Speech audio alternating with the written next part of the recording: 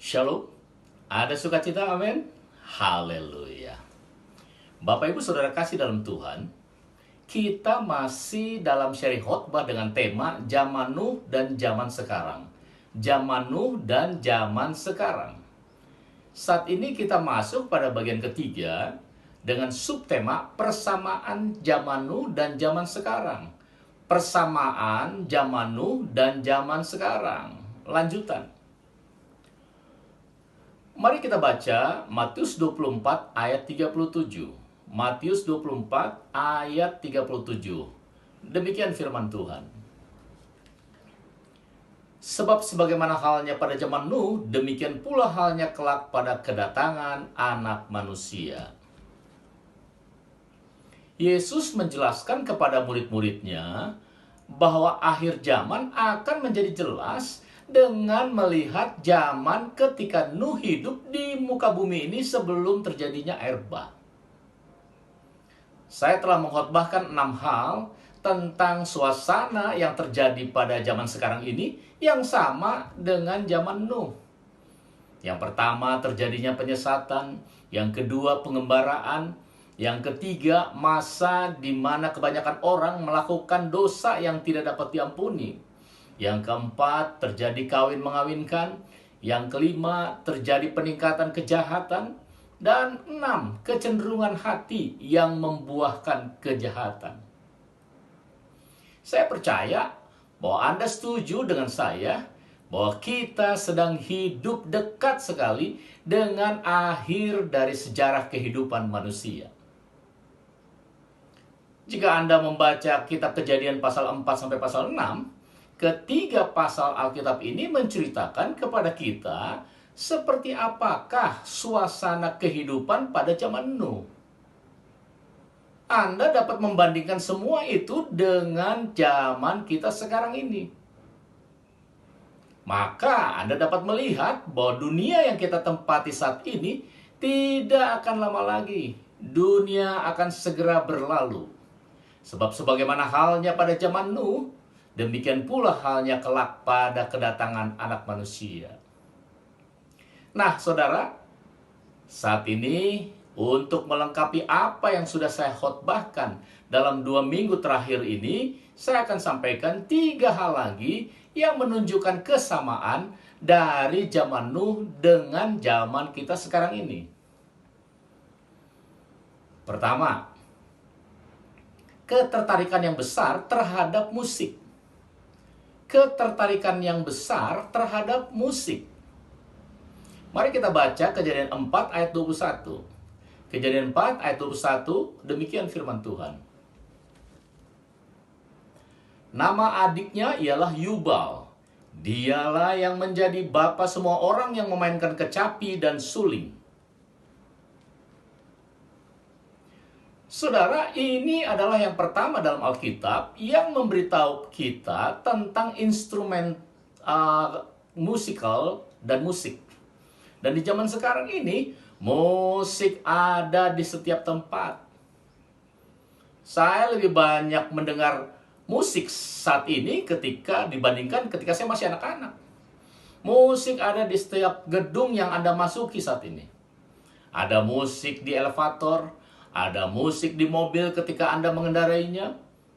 Bahkan ketika Anda sedang berjalan-jalan di taman, Anda akan mendengarkan musik, dan musik lagi. Saya teringat saat saya bersama cucu saya pergi untuk berenang, musik mengalun memenuhi setiap sudut bangunan di mana kolam renang itu berada. Di ruang tunggu, bahkan di tempat pembilasan. Di zaman sekarang, musik datang kepada kita melalui berbagai media. Ada tape, CD, radio, televisi, dan juga melalui film. Tidak sedikit orang-orang yang memainkan musik begitu keras di dalam kendaraan yang mereka kendarai. Sehingga kita akan terganggu di jalan karena dia. Musik, dan musik. Ya, di setiap tempat ada musik. Kita akan mendengar mulai dari lagu-lagu yang berirama lembut sampai yang iramanya keras. Bahkan lebih gila lagi, lagu-lagu yang liriknya tidak baik untuk didengar, khususnya oleh anak-anak. Bapak Ibu Saudara kasih dalam Tuhan, Yesus telah mengetahui peristiwa-peristiwa apa yang dapat dibandingkan yang terjadi pada zaman kita sekarang ini dengan zaman Nuh. Dan ada hal yang sangat menyedihkan dalam hal ini, di mana musik telah menguasai gereja-gereja. Dan ironisnya, musik-musik gerejawi digantikan dengan musik-musik modern yang tidak lagi sesuai dengan kebenaran firman Tuhan. Belum lagi dengan penampilan para pemain musik dan para penyanyi yang menggunakan pakaian yang tidak sopan. Sekali lagi, ironisnya, mereka tampil, tanda kutip ya, untuk mempersiapkan hati orang untuk mendengarkan firman Tuhan. Ini sungguh terjadi. Seperti itulah yang terjadi di zaman sekarang ini. Satu kali saya diundang untuk menyampaikan firman Tuhan di satu tempat ibadah para muda. Ketika saya diantar masuk ke dalam ruang ibadah oleh pengurus gereja, lalu mereka menyuruh saya duduk di depan. Saya dengan halus menolak dan tetap mengambil kursi di bagian agak di belakang. Saat itu ibadah sudah berjalan.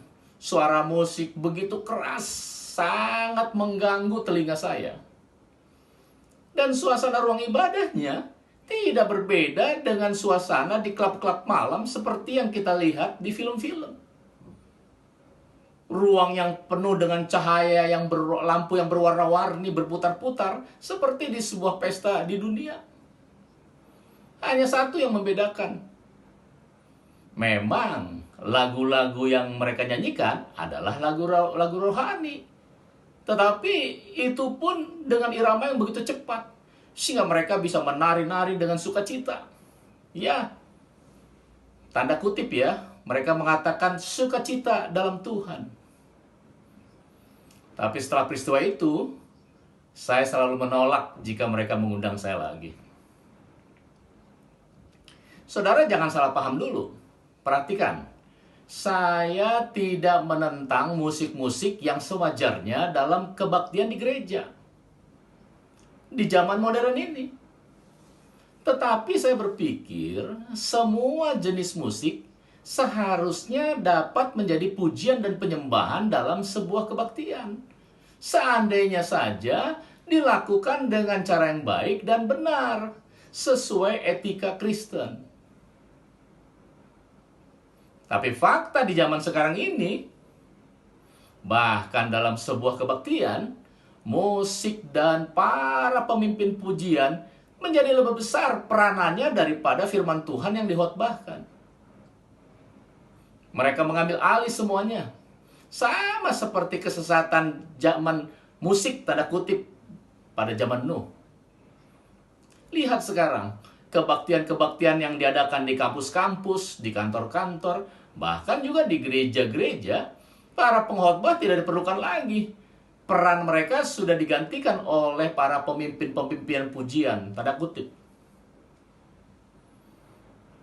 Di dunia barat khususnya, kelompok mereka lah yang mendominasi pelayanan mimbar, bukan lagi para pengkhotbah. Para pengkhotbah dan penginjil menjadi kelas 2, sementara mereka yang menjadi utama.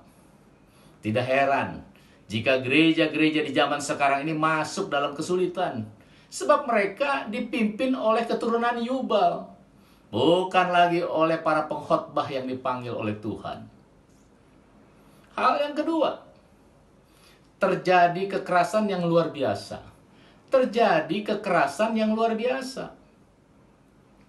Mari kita baca Kejadian pasal 6 ayat 11 sampai 13. Kejadian 6 ayat 11 sampai 13. Demikian firman Tuhan. Adapun bumi itu telah rusak di hadapan Allah dan penuh dengan kekerasan. Allah menilik bumi itu dan sungguhlah rusak benar, sebab semua manusia menjalankan hidup yang rusak di bumi. Berfirmanlah Allah kepada Nuh, Aku telah memutuskan untuk mengakhiri hidup segala makhluk, sebab bumi telah penuh dengan kekerasan oleh mereka. Jadi aku akan memusnahkan mereka bersama-sama dengan bumi. Saudara, sebelum saya menjelaskan lebih jauh lagi tentang poin kedua ini, mari kita baca juga Kejadian 4 ayat 23 dan 24. Kejadian 4 ayat 23 dan 24. Demikian firman Tuhan. Berkatalah Lameh kepada kedua istrinya itu, Ada dan Zila, dengarkanlah suaraku, hai istri-istri Lameh. Pasanglah telingamu kepada perkataanku ini. Aku telah membunuh seorang laki-laki karena ia melukai aku, membunuh seorang muda karena ia memukul aku sampai bengkak. Sebab jika Kain harus dibalaskan 7 kali lipat, maka Lameh 77 kali lipat. Saudara, ayat-ayat yang kita baca ini memberikan gambaran tentang zaman yang berkembang dalam Kejadian pasal 6. Dan itu sudah terlihat dimulai sejak Kejadian pasal 4 dari kehidupan Lameh. Perang Dunia Kedua, kurang lebih 80 tahun yang lalu, bisa dikatakan sebagai kekerasan yang luar biasa yang terjadi di sepanjang sejarah manusia. Tapi, mari kita lihat zaman sekarang ini. Saat ini adalah masa kekerasan, masa pembunuhan, dan kriminalitas yang sangat begitu tinggi. Apa yang bisa kita katakan? Pernahkah ada zaman dari sejarah kehidupan manusia yang mencatat kebrutalan lebih dari zaman sekarang ini? Kita bisa mengatakan zaman sekarang adalah zaman yang sadis. Setiap berita di media menuliskan kisah-kisah yang menyedihkan dan menyakitkan. Dan ini seharusnya menjadi peringatan bahwa kita sekarang hidup di zaman di mana kekerasan yang terjadi bukan hanya di kota-kota besar, tetapi bahkan juga di pedesaan, di daerah-daerah terpencil. Para wanita mulai merasa tidak aman ketika dia sedang berjalan sendiri di jalanan. Banyak anak-anak menjadi korban kejahatan yang tidak manusiawi di zaman yang jahat ini. Dan kita membaca berita yang terjadinya peningkatan ke kriminalitas itu terjadi justru di kalangan anak-anak muda yang masih relatif sangat muda. Kekerasan pada zaman kita sekarang ini jelas berbeda dengan Perang Dunia Kedua. Dan juga kekerasan yang terjadi sebelum Perang Dunia Pertama. Kita sedang hidup dalam zaman kekerasan yang meningkat dengan berbagai tanda. Misalnya, apa yang telah dilakukan oleh para teroris saat ini? Kita terus-menerus terancam oleh perbuatan para teroris dan tindakan-tindakan kekerasan mereka. Kekerasan saat ini adalah kekerasan yang tidak dapat diprediksi. Di mana teroris setiap saat bisa datang di zaman kita sekarang ini. Bahkan mereka sekarang terang-terangan berani melawan aparat keamanan. Hal yang ketiga yang terakhir, penolakan terhadap khotbah yang keras. Penolakan terhadap khotbah yang keras. Alkitab mengajarkan bahwa ada 2 orang pengkhotbah besar pada zaman sebelum terjadinya air bah. Namanya adalah Henoh dan Nuh. Tema-tema khotbah mereka diberikan kepada kita di dalam Alkitab.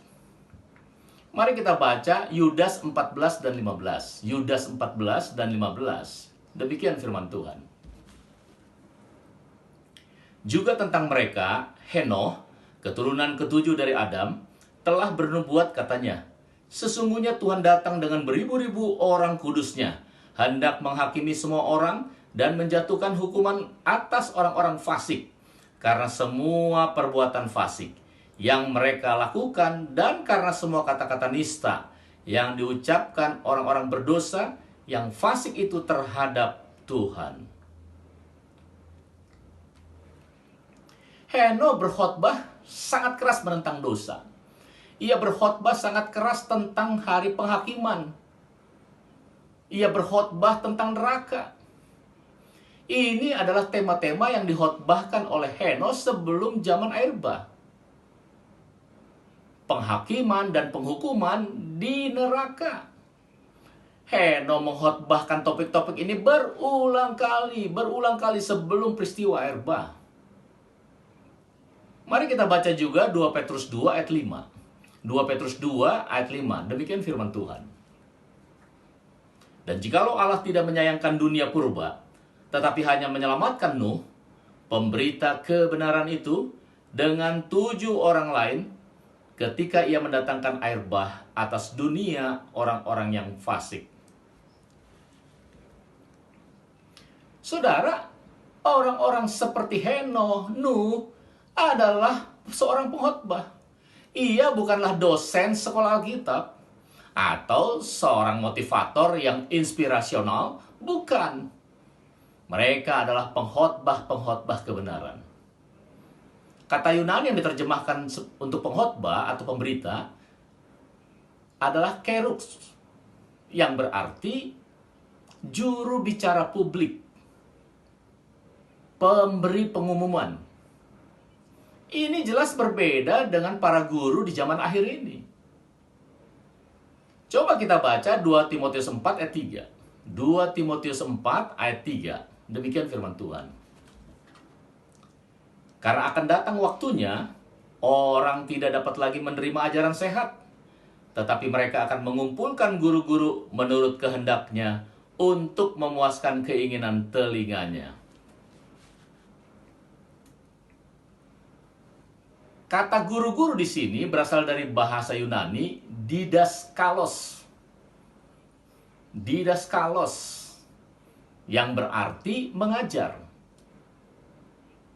Kita telah mengalami bahwa khotbah saat ini sudah semakin ditinggalkan dan diganti dengan pengajaran-pengajaran guru-guru palsu, yang Alkitab katakan akan menjadi ciri dari gereja-gereja di akhir zaman. Bapak Ibu Saudara kasih dalam Tuhan, inti dari Matius pasal 24 adalah Yesus berkata bahwa seperti zaman sebelum air bah, demikian juga sebelum kedatangannya kembali. Tentunya pada zaman Nuh, yaitu masa sebelum air bah, penyesatannya begitu luar biasa. Buktinya, sekalipun khotbah-khotbah dari Henoh dan Nuh, khotbah-khotbah yang kuat, orang-orang di zaman itu tidak menjadi percaya oleh apa yang disampaikan oleh para pengkhotbah itu. Dan ketika air bah datang, hanya ada 8 orang yang selamat. Hanya 8 orang saja yang selamat. Saudara, Henoh berkhotbah tentang penghakiman yang akan datang. Nuh berkhotbah tentang kebenaran dan penghakiman. Nuh juga berkhotbah tentang penghakiman air bah yang akan datang. Tetapi begitu susahnya orang-orang diselamatkan melalui kedua pengkhotbah yang baik ini. Orang-orang saat itu hidup dan tidak pun percaya atas penghakiman yang akan datang. Bapak Ibu Saudara kasih dalam Tuhan, di akhir khotbah ini saya menantang Anda semua yang mendengarkan firman Tuhan ini. Lihat diri Anda. Apakah Anda telah siap untuk dihakimi? Apakah Anda mau mendengarkan pengkhotbah kebenaran dan bertobat? Maukah Anda datang ke dalam bahtera keselamatan di dalam Yesus Kristus? Saya ingatkan, Anda tidak akan siap menyambut kedatangan Yesus Kristus untuk yang kedua kalinya, kecuali Anda datang dengan kerendahan hati kepada Yesus Kristus sekarang juga. Anda harus dengan sungguh-sungguh datang kepada Yesus Kristus. Ya, hanya kepada Dia. Tanpa Dia, Anda akan dihakimi. Dan Anda pasti pergi ke neraka. Sama seperti orang-orang di zaman Nuh. Jadi saudaraku, jangan keraskan lagi hatimu. Hiduplah sungguh-sungguh sesuai firman Tuhan. Maka Tuhan Yesus akan selalu memelukmu. Dia akan selalu ada bersamamu di zaman sekarang yang semakin jahat ini. Amin. Tuhan Yesus memberkati kita semua. Mari kita berdoa. Bapa di surga, terima kasih firman-Mu sudah hamba sampaikan, dan kami percaya Roh Kudus akan menjelaskan lebih jauh lagi ke dalam hati kami, sehingga kami mengerti akan kebenaran firman Tuhan. Terima kasih Bapak, kami sedang mendengarkan seri khotbah dengan tema zaman Nuh dan zaman sekarang. Biarlah khotbah-khotbah ini memulihkan kehidupan rohani kami, menjamah kami supaya kami semakin sungguh-sungguh di dalam Yesus Kristus, semakin mengasihi-Mu sungguh-sungguh, semakin hidup sesuai firman-Mu di akhir zaman ini Tuhan. Terima kasih Bapa, Engkau sudah memberkati kami. Dalam nama Yesus Kristus, akhirnya kami serahkan juga kehidupan kami sepanjang 1 minggu ke depan. Bersama-Mu kami tetap tampil sebagai pemenang-pemenang sejati. Bapa di surga, tidak lupa kami juga berdoa buat bangsa Indonesia tercinta. Tuhan, teruslah pulihkanlah bangsa kami, ampunilah bangsa kami.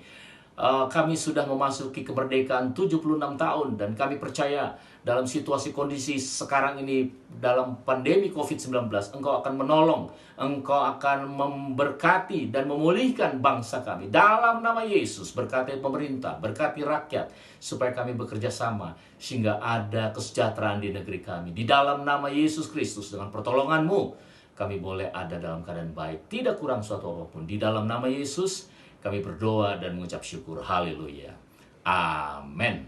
Amin.